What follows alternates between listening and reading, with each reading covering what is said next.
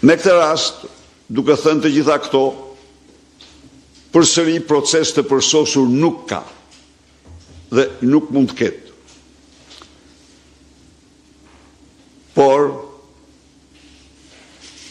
kërkoj ndjes të gjitha atyre që u paraqiten për të votuar dhe nuk votuan dot për shkak të listës ose mungesës së dokumentit.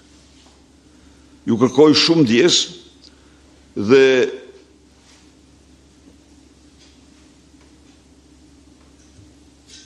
mendoj se Partia Demokratike do bëj gjithçka që kjo të mos ndodhi. Megjithse përcaktoi kriteret më të gjëra të gjitha listat nga 2019 e këtej të votimit, të jenë me drejt votimi dhe çdo njeri që ka dokumentin dhe këto u respektuan, prapse prap mbeten demokrat pa votuar dhe kjo me lëndon.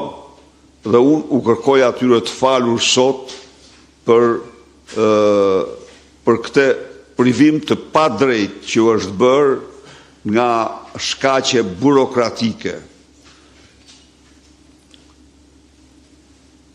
Së dyti, numërimi, siç e keni pa dhe ju vetë, është bërë me transparencë absolute, ku çdo vot është shfaqur në ekran. Cili do që ka dyshimin më të vogël, ka të drejtë t'i drejtohet të marrë regjistrimin, t'i drejtohet Komisionit të Administrimit të Zgjedhjeve pranë Partisë Demokratike dhe procedurat tona janë 100% transparente.